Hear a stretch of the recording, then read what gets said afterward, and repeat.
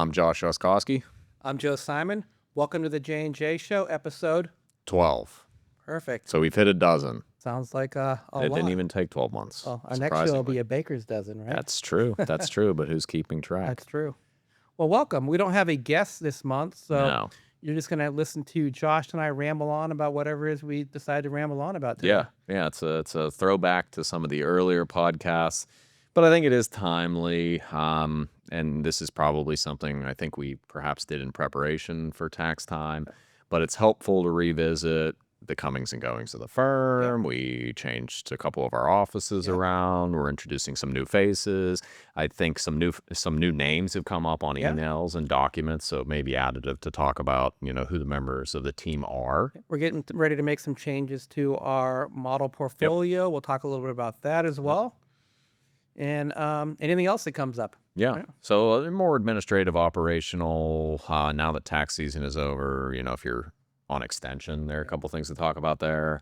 But also it's now that and I think this is how we view it, is basically there's the time before tax filing and the time after, and a lot of tax related planning takes place between April to December. Yes. So, and I know we've spoken about those before, but it's always good to revisit them. Big things we like to talk about now that we're kind of through the meat of tax season is, looking at 2026, which your required minimum distributions are going to be. And if you want to do a QCD or a charitable qualified charitable distribution, now's the time to kind of reach out and we can start talking that pretty much by October.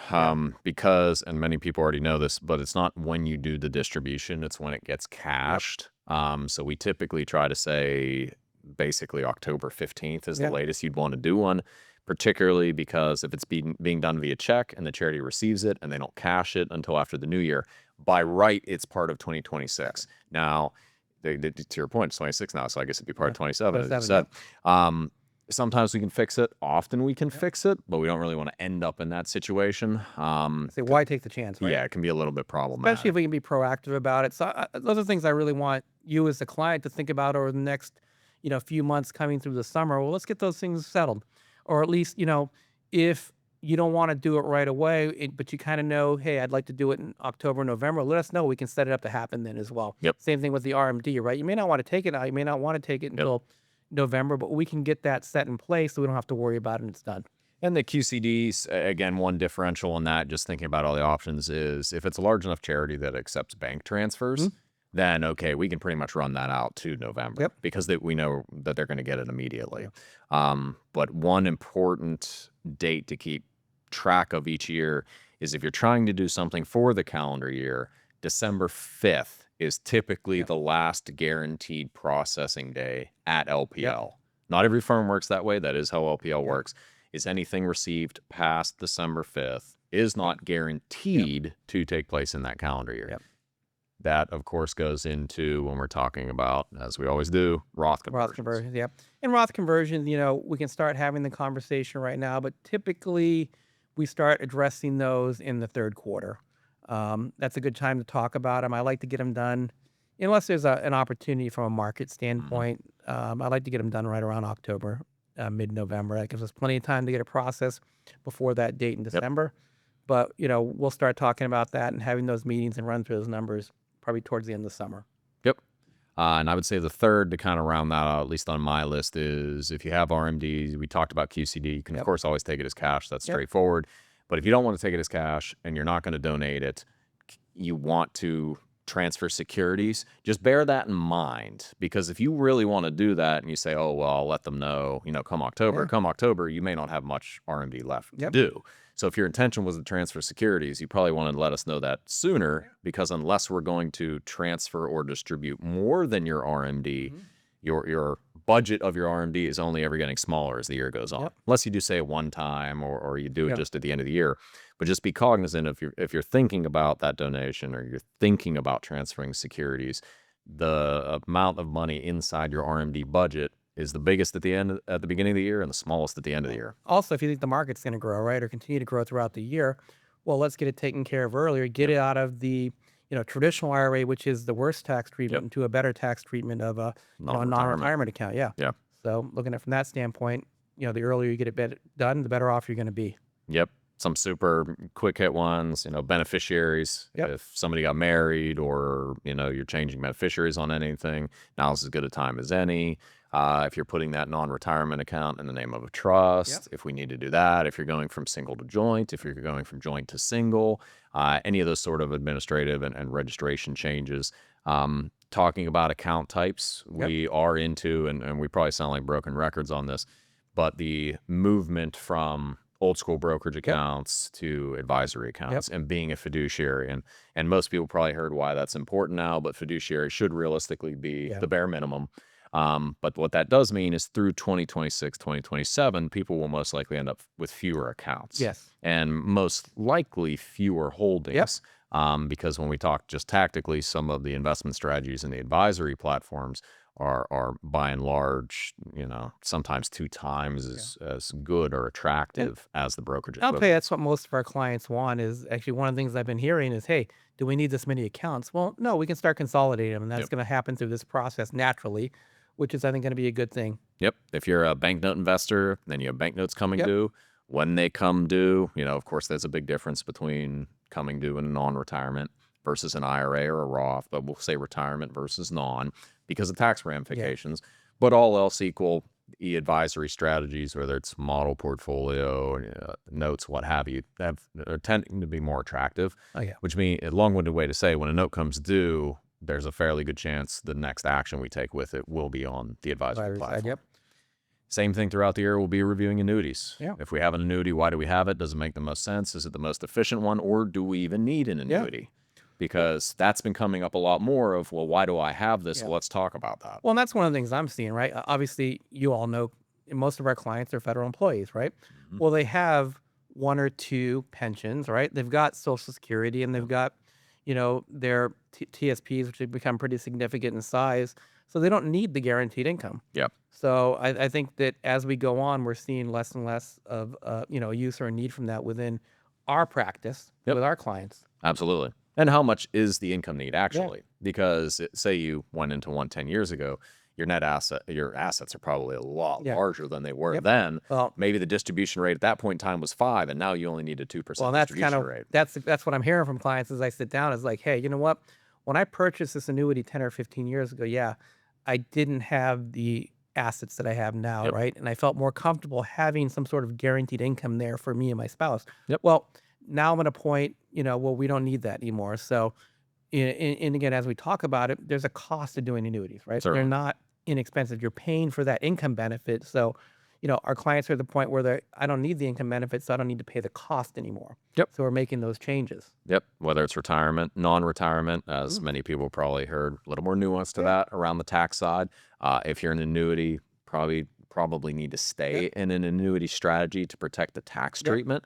But it doesn't mean it has to be the one you have now, or it doesn't mean it has to be income-based. There are still very attractive growth-based annuities that might be a nice alternative and typically have lower cost than income annuity because there are fewer riders. But we're going to be having those conversations with all of you as we do our quarterly meetings or biannual meetings. So that'll be, something that we talk about with pretty It's much also everyone something to has talk them. about with your friend group. Yeah. Again, that's as I think everyone probably knows at this point, our business really grows through referrals, names. We don't have a lot on the Google advertising side or billboards or anything like that. It's largely been word of mouth, and people in similar circumstances tend to flock to one another. And those are the best clients, right? Because what we really want is we love the clients we work with. We kind of know their situation. We want to work with more clients like you. How do we find more clients like you? Through referrals. Yeah. So, and those of you that don't know, we are, a lot's changed with the transition of the book over the last couple of years, and we're in growth mode. So we're looking to grow our clients, whether it's clients, people that that are retiring, or federal employees that are in their 50s and they're kind of on their way. We're happy to work with pretty much anyone in that realm. And while the full boilerplate, none of these are recommendations, not every product or strategy fits everyone, but there are a lot of strategies out there that have made big differences, particularly in people's TSP money. You want market level growth, but you want to reduce loss potential.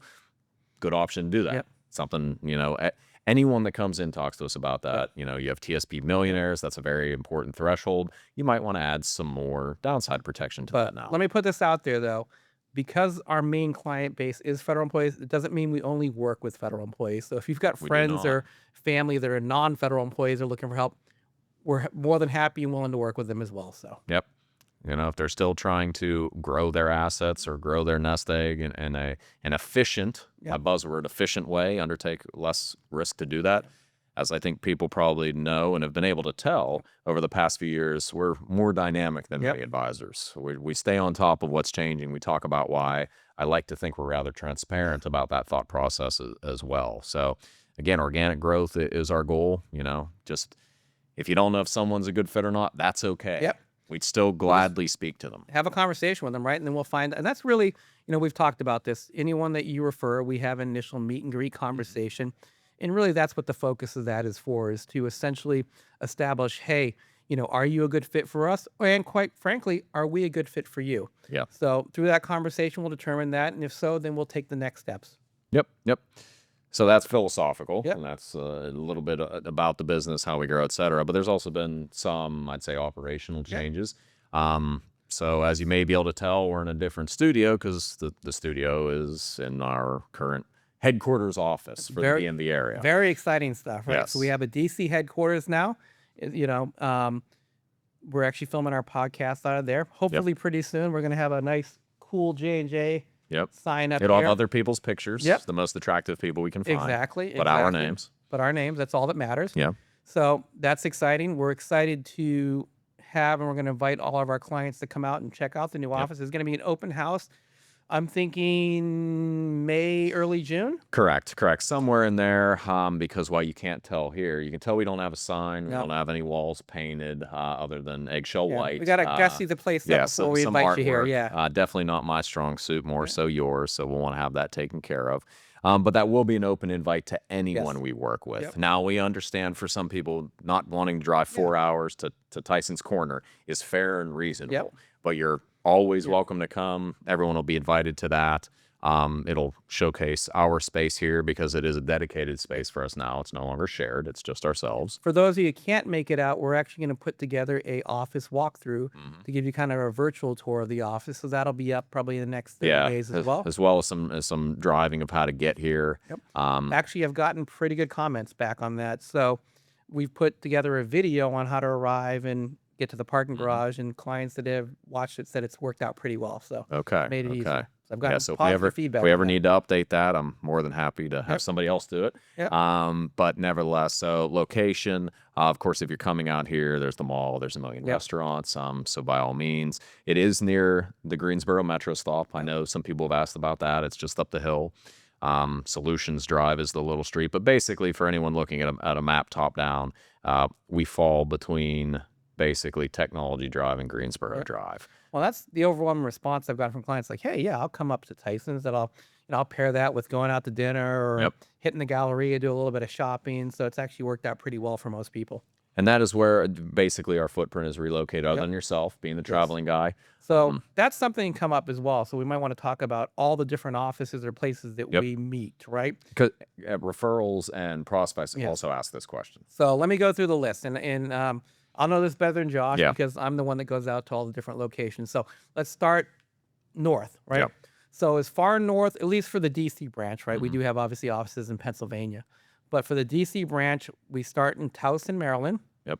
We will also meet in Frederick, Maryland. Then as we come south, Bethesda, Maryland. And then that brings us to Tyson's Corner, Virginia. And then from there, we'll go east to King George, Virginia. And then a little bit west from there, Fredericksburg, Virginia. We've got Richmond, Virginia, Newport News, Virginia, and Chesapeake, Virginia. So essentially we go from almost Baltimore all the way down to Virginia Beach. That's kind of our landscape. And through using shared office space, so we did reduce the Rockville location as we were having some scheduling difficulty there. Yeah. And honestly, we've just moved to Bethesda. It's less than 10 minutes from Rockville. Or some of those clients, or a lot of those clients, are happy to come to Tyson's because, again, they wanted to couple it with some shopping and dinner, right? But as far as the Bethesda location, Democracy Plaza, it's less than 10 minutes from the Rockville location. It's easy to get in and out. There's parking right in front of the building. And they validate. They validate. So, It's been a pretty easy transition. So the clients that have made the switch have said it hasn't really cost them any more time, or it hasn't been any more of a headache to get to that location. No, and we've also started kind of doing the road tripping side. So some North Carolina, Yep. South Carolina, Florida. Yep. Of course, a little more planning needs to go into Yes. those to make sure we're able to see people. But if you fall on that list of hey, I'd love to have you come down and see me, just let us know. We'll figure out some way to coordinate Yeah. it. And then we can always use a shared office space there and, Yep. and have a dedicated room. Yeah. I mean, that's not going to be quarterly, but maybe, Yep. once or twice a year for those locations. And we'll kind of, we'll group the clients that want us to come out there, and we'll kind of just create a little bit of a road trip. Yep. Yeah. So we're happy to do that as well. We expect to do, and Yeah. off the cuff, I guess, but probably 2 to 3 of those this year, Yeah. and mid to late year. And keep that in mind too when it comes to referrals. We're not limited to the DC area, right? Yep. We work with clients. We've got clients all over the US. So it's just, the referral's willingness to work through Zoom, which we're finding more people want to do anyways. Yep, that's what I was going to say. Not to speak out of both sides of our mouth. We love to do in person. We Yeah. travel for in person, but if you're, in Montana Yep. and you're a federal employee or retiree that likes what we do, or just even preparing for retirement, because we do have a fairly large planning department, we're happy to do, you may never see us in person. We may never shake hands. That's okay. We have clients in Tyson's Corner that don't want to come to That Tyson's Corner. is They want to do it also Zoom. true. That is So also it's true. again, we're gonna work with you the way that you want to work. So whether it's in person or whether it's through Zoom, we're happy to do it any way that Yep. works for you. Speaking of the office, so a lot of those places are by appointment. Yep. But again, we always try to schedule in advance, so don't hesitate to reach out to us if you want to meet in one of those locations. We're also in the process and have added someone else to the operational team out of Tyson's. There we go. We're getting So to we are expanding the footprint there. Not going to put anyone in a position of not being ready to get the influx of No. phone calls, emails, or anything like that. But you will see a new name Yes. probably within the next month or two. So letting people know that. But it also comes back to who is our team and Yep. who are the people we work with. And we see Pennsylvania phone numbers, we see Virginia phone numbers, and that's reasonable. And particularly if you get a DocuSign from a name you don't know, Yes. I understand wanting to know if it's real or not. So please always ask if it's legitimate. One of the big ones is Andrew. Yep. AJ in home office has assisted us with a lot of paperwork, documentation, etc. So if you do get something from AJ or from Andrew, that is legitimate. That he works out of our home office and he knows his stuff. He does a lot of the paperwork side of things. So don't be alarmed if we have a meeting together and say it's, hey, I'm upgrading my account from Yep. brokerage to advisory, or adding a bank account or changing beneficiaries. Don't be surprised if you see that. Of course, you'll see Karita's as well. Yep. At this point, I hope everyone knows Karita. She's an expert in her field. But yeah, there's a couple names in there. But then we have other departments too. That's true. Now, if you get paperwork from Joe, I'd question that because Yeah, I don't do know if I'd paperwork fill very that often. out. So Yeah. I'd ask about that one. That's fair. That's fair. Stephanie. Yep. So a lot of people have met Stephanie through Yep. planning. Our financial planner. Yeah. But if you say you've worked with us on the investment side but never done a planning meeting, or this is your first planning meeting, you may hear from Stephanie, you may hear from Tori. Yep. It may not be a name you're familiar with. They may be requesting documentation. They may be following on something you uploaded to us to do a planning meeting. They're going to follow up and make sure we have all the details. We didn't previously do that. But now we're doing it because it's also to be respectful of your time as the referral or as the client. It's more efficient for everybody involved, right? So rather than have us be the middleman, they reach out to us because they have a question for the plan. We reach out to you, get the answer, then we got to get back to them. Yeah. We rather than just connect with you directly, and that way, they can get the information they need to make sure that we've got the plan ready in a way that fits your needs and the things that you want to see at the time. Yep. If you call in the home office, because you can always, of course, call the home office number, in efforts to reach us or whatever, you can always do that as well. Any number of people you could reach there, they'll just call over to us. Our phones are linked. Speaking of calls, changes with the phone numbers, right? So let's talk about that and what's going away. Yes. So I don't have the original phone number memorized. Yes, you don't have to just. But effectively, I believe it was the 733 number that has been in existence for a while. So just to pull back the curtain, transparency, that phone number now just forwards to our phone number here. And that phone number is going to eventually go away, correct? So that's hard to say. Okay. The reason I say that is this, and again, just pulling back the curtain, is many people we currently work with, prospects, etc., had been in the classes with Yehuda. Yes. And that is the number that were on those notepads, etc. So consolidating phone numbers, consolidating a lot of things is typically an additive exercise. My concern becomes, again, thinking out loud, is that we may not want to, if that's the only contact That number they information have. some people have. Yeah, I agree with that. That makes Now, sense. it forwards to our current phone number. Our current phone number is going to be what you see on all of our letterhead, business cards, emails, etc. Yep. And we do all have, their direct lines in the background on that. Another question that commonly comes up is, hey, I called in, but I couldn't get your name or Joe's name off the phone tree. That is by design. Everything does go through the main line. Everything goes through a member of the operations or admin team. Because if I am in a meeting and Joe is not, and you need money raised right now, well, you sitting in my voicemail is not additive. Well, and that's it. The reason is it's actually to benefit you, the client. The reason is we want you to get in touch with somebody. Yeah. So if you were to, get sent to my phone or to Josh, we're typically in meetings and you're just going to go to voicemail. But going to Karita or The other individual Yes. who is to be nameless at this point, Yes. you're going to get to talk to a live person who can then route you to whoever might be available. Yeah. So I think it's going to be more efficient and it's going to save you time and I think frustration as well. Yep, I would agree. And the timeliness, again, because what do we know? If you need money, day one we raise it, day two can go out. Yep.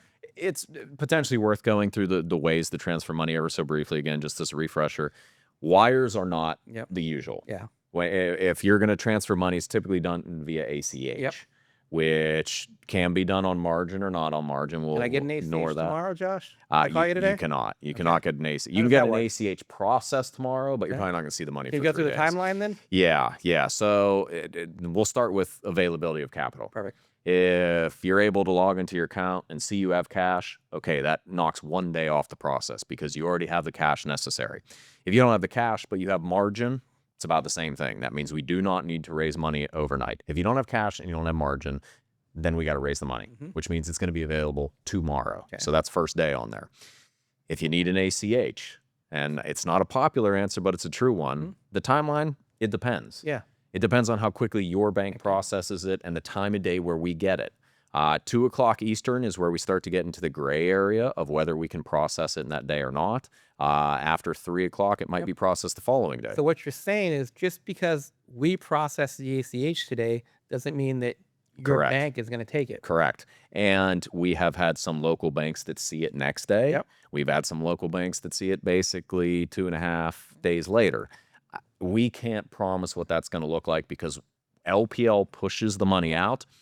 The receiving firm has to grab it and pull it in. So if we want to be safe, Josh, how many days should I give you before I actually need the money? 4 or more is great. Okay. We might be able to work some magic and something shorter than that. Okay. But it's going to involve paperwork, your availability, etc. So again, at least 4 days beforehand. Now, let's say it does turn into a case of we need it now, or it's a closing on a home, because that's almost always going to be a case where a wire is needed. A wire is same day, but I cannot tell you the time you're going to get it. So LPL is not a bank in the formal sense. It's a trust company, a custodian that holds assets. So even if you have the money available and you need a transfer and you need it done within 24 hours, a wire is an option. There's a $25 fee to use the federal wire system. It is not my fee or your fee. It's to have access to the federal wire system. They do not do it for free. This being said, if you call in at 10 a.m. and say you want to wire that day, so long as we get everything signed in good order by 2, 3 p.m. Eastern, it will go out that day. But you may not get it until 6 p.m. Pacific. Right. So you're There saying is if no I guarantee. call you at 10 a.m. and I want a wire to go out, you can't guarantee it's going to be 2 p.m.? It will be that day Okay. that LPL pushes it out to the federal wire system to then be received. We will have the tracking information for that wire. Now, correct me if I'm wrong, but I believe what LPL does, they have a queue system, right? Correct. So they just do them in order of when they receive them. That's why yours may be sooner or later, depending on when it's. If you want it sent out early, you want to have the wire paperwork because you do have to sign for a wire because you can't reverse a wire. You want to sign for that basically the day beforehand and have it set up to go out that morning. And I've seen them go out as early as 8 a.m. Eastern. But again, if it's midday, it might be that. It will most likely be that day if before 2 p.m. If after 2 p.m., it may not be till the following. So what you're saying is that if you want to increase your odds of it going out early, not guaranteed, you're going to want to let us know as soon as possible. We either the basically, day before or first thing in the future morning. date. It'll be a case of, hey, I'm going to need money for a closing on XYZ, no problem. We'll set the wire up to go out that day or the day before, just bearing in mind, no guarantees on time. We'll make sure the money is raised in time. But if it is an emergency and you need the money that day, so long as you're going to be available to sign for that wire form and have cash or margin, it will go out that day. But I cannot tell you when. Perfect. And again, if it's a 3 o'clock, request for a wire, it's probably not going to go out that day regardless. Okay. Because you do have to sign. And if it's a bank that's never been used before, LPL will call you, not Josh and Joe or Corito or YTS. LPL will call you to confirm the instructions because you cannot reverse a wire. If you're unavailable for that call as well, it's probably also not going to go out that day. Perfect. Good. But when people say they need a transfer, you're almost always going to hear the question of, well, is it an ACH or a wire? That's not to be cavalier or try to be problematic. They are two different processes with two different costs, with two different timelines. A typical bank transfer is typically an ACH. Perfect. Awesome. What else do we got on our list? What are the other things we want to talk about? One thing we did want to mention, most of you that have advisory accounts with us probably saw beginning of April, we did a rebalance. So if you see a lot of transactions for April, well, that's what it was. I'd say it was maybe more of a reallocate. Yeah. Well, I guess how do we want to define them? Rebalance being dollar values, reallocation being positions. Then it was more of a rebalance. Yeah, it was basically a rebalance back to equilibrium on the portfolios. We do, by the time you actually see this, it'll be done. We're actually getting ready to make some more substantial changes to the portfolio. Replace some positions. Yeah, based on our outlook for the next 12, 18 months. Obviously, there's been a lot of volatility in the market, right? Certainly. A couple things going on out there externally. No, not much. No. So we do want to make some adjustments. I think big picture, kind of thematic. We're probably going to lower our U.S. exposure a little bit. It's a little bit pricier right now. Missed our large cap. Yep. We're probably going to go a little bit higher quality in the portfolio, maybe a little bit more of a value tilt. These are kind of like, big picture kind of macro. Increase our international exposure a little bit. We're going to make a change with our buffered products. Which I call the dry powder. Yep, the dry powder. That's what it is. It's typically 3 to 4 positions. That's not going to be dramatic. I think that the new buffers that we're bringing in are going to be identical to what we have, but the new product is at an internal cost half of what the current ones are. So that's very relevant, and that's something we're fine talking about fees and being transparent about fees. If we can get the exact same outcome with a less expensive vehicle, that's what we're doing in at least 2 of those cases. And I tell clients that's one of the things. We're not just looking at what market trends are and the performance of the individual investments. We actually go down to the nitty gritty of what's the cost. Can I get the same thing at a lower cost? Well, that's only going to help the portfolio and the performance of the portfolio over time because that translates, right? And we've been spending more time looking at what are the positions we have and who are the competitors in that same space. So you may see some additional names you haven't seen before or some positions where company A was doing this position is now doing something else. We're agnostic. I certainly don't care who the investment is with so long as it makes the most sense. And sometimes that changes. Some companies, investment A is doing well for a period of time, but we've been exploring competitor that either has had less downside risk, better performance, less fees. So it is something, again, it is our job to be doing those things when it comes to being a fiduciary. One of the things we're going to talk about too is we're actually going to bring in a kind of a sector rotation fund or ETF where the managers of this portfolio, it's all they do is look at the different sectors and make adjustments and allocations based on what they're seeing there, and that kind of takes a little bit away from us having to do it, right? And it's had greater, use a specific term, but alpha generation. It has had relative to the market a slightly higher return than holding a couple positions. So expect some changes. By the time you see this, those changes have probably happened, so you'll see some more transactions on there's also not a change, but an addition to the investment side. Yes, I was actually going to get to that next. So I'll let you take it then. So we're excited to announce. I'm not going to put a name out there yet because it's still kind of in process, but we are going to be bringing in a chief investment officer for YTS. As a whole. So that's exciting for us because one of the things that obviously Josh and I, we do the meetings with you. We're handling all the operational stuff, and we're handling the management of the portfolios, right? So to have someone come in and have that be their sole responsibility at YTS is going to take a little bit off of our shoulders. Of course, we're still going to be involved in the process, right? We'll be part of the investment committee. Well, and I was going to say, people ask about the investment committee. That's not changing, but we are having a different type of dynamic and different type of sounding board. But think about this. You've got Josh and I doing the portfolios amongst everything else we're doing. To have a team, because he's also going to have a team with them. dedicated completely to our portfolios, that's going to be Yeah. truly value add. Yeah, and it goes, the ability to be dynamic, Yep. goes up. Not Yep. to say that we weren't already, but when you have traders, Yep. realistically, that's what they are, Yep. that are able to make those tweaks in a short period of Yeah. time, it makes a big Yeah. difference. And I'll tell you, and again, without telling you too much, we went through a pretty extensive interview process, Yes, and through a this indiv- number of Yep. candidates that have done it for quite some time. Yep. And the individuals and we'll get into it when the person, you know, They'll probably be on. yes, yes. We will actually that's very true. Yeah, That'll be the introduction. yeah, Will be the interview. But extensive experience and has has the vision of the portfolios, I think, identical to kind of how yeah. we see it.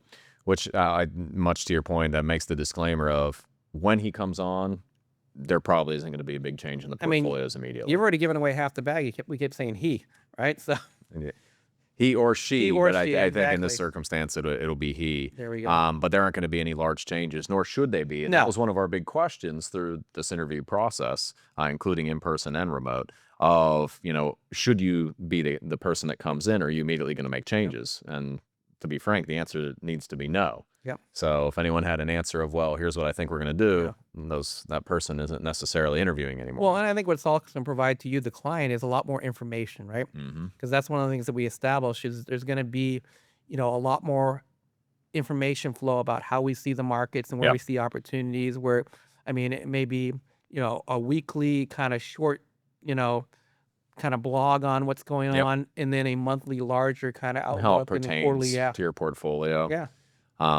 Again, there's any number of things that'll take place. I think it'll only be additive. If we didn't think it would be additive, we wouldn't be doing it. Yeah. No, without a Is the doubt. first thing. But yeah, it should also, through his experience, enable some strategies we don't use currently. Yep. So expand our abilities and our offering for those who may want and or need it. So again, just keeps us competitive in the space. Yeah. Good things to come. I think that's the advantage of the size and scale of a YTS, right? Because guess what? Most advisors or most advisor teams don't have that kind of scale where they can have their own chief investment officer and No. their own, investment management team. Well, and that's why advisors leave their existing Yep. firms to join us. Yep. So again, that speaks volumes of when people in the industry realize what we're doing and want to be a part of it. And again, that means that the advisory and advisor team here may expand this year Yep. as well. Actually, Because again, we're doing a disservice if we're not giving everyone the proper due attention, whether it's on the portfolio or face-to-face meetings or planning or what have you. We never want to be accused of being flat-footed. We want to stay dynamic and nimble. we got this big office now. We got to fill it too, right? We do. We have a couple So, empty offices. So fill them with the right people. There may be, again, in this area, as has happened in the home office, there may be advisors that join YTS in this area. Well, and it just speaks to our goal of always looking to increase the quality and level of service that we provide to Certainly. our clients, right? So we want to get better and better every single year. So our best today is our low water mark a year from now. Correct. Just removing paperwork to DocuSign on everything. Yep. Things that might be viewed as small, but take a lot of time to make sure we know it's going to work correctly. And again, we also have to abide by, any changes that take place at LPL or systems changes there. We try to talk about those. Just speaking LPL, if you're on extension, your tax forms are probably all on your LPL login, unless you have, Jackson or Athene or some outside party. But LPL forms pretty much all up on there, including any sort of corrected or anything like that, in the event anyone needs them. Kind of been all over the place, I would say. Yeah. We had a lot of things. We haven't had just a conversation with our clients in probably a couple of months. So, even though we're going to the interview format, we probably do these every once in a while just to kind of get some information out to you. Things we're seeing, things people are asking about. Again, and we try not to go into the nitty gritty of macro and micro in these sort of, fireside chat formats, if you will. But Should just fireplace. that's we're there you gonna be go. a true fireside chat, right? We can digitally put one in. I'm There sure we go. Lucy can help with that. Awesome. But one thing, of course, the market's been volatile this year. Yep. That's objectively true.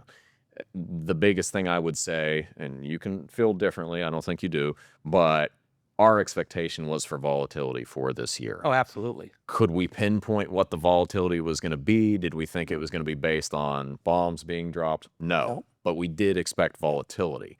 So while it may not have been the reason, we had that expectation and modified the portfolios accordingly in prior years. And I think from our 2 previous podcasts, our expectations on market growth are going to be lower going forward as well, right? Yeah, more muted. Yep.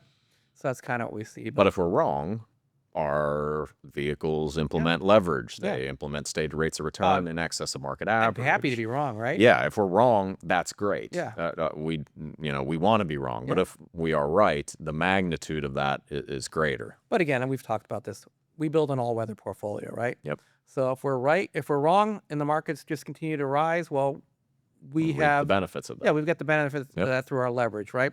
If we're wrong, well, we're kind of That's where your barriers, your buffers, your floors, and that's why we're PPN, FDIC. we're increasing the quality of the portfolio right now and increasing our downside protection. Yep. Which is just more dry powder in the event the market's down, but then does recover. We might migrate that dry powder back in. Yep. If people need capital. And this is why, at least part of the rationale, I think we don't go through a lot of the individual discussions of the market is because it is highly individualized to the portfolio, the person we're speaking to. Yeah. If you say you don't want any dry powder, you don't want any buffers, you're 100% market exposure, then it might have a more profound effect for you if you need capital out of it. But we're going to have that conversation with you too, right? What As the a expectations one-on-one. are, Yeah. So, but no, everything's got some exciting stuff going on here. Absolutely. A lot of changes, which we're excited about, which are only going to improve, your experience as a client. Yep. So we're pretty happy about that. Anything else on that? That's pretty much all I had for today. No, I'd say the one thing just came up today is, if you're concerned or thinking about beneficiaries, and I promise I'm going somewhere with this, thinking about beneficiaries, legacy, estate, kids, grandkids, siblings that may be inheriting your assets, involving them in discussions. We've spoken about it before, but we've had a couple circumstances where it hasn't happened and someone, may unfortunately pass away and the person is very uncomfortable with what they're inheriting, whether it's spouses or children, grandchildren, etc. So again, can't say enough that if you want to make them part of the discussion, we're happy to do that. Tell us what the limitations of the discussion should be. And of course, we'll check the legality of that in the beginning. But nevertheless, if you want them to be part of those discussions or you want them to talk to us, their familial relationships, we're going to take care of them. We understand the magnitude of that. So don't hesitate. Perfect. So with that, let's wrap up the show here. Yep. Next time we see you, it'll be episode 13 for the Baker's Dozen, right? Yes. We'll probably have somebody's faces up here. Yep. I'm Joe Simon. I'm Josh Oskowski. Like, comment, subscribe.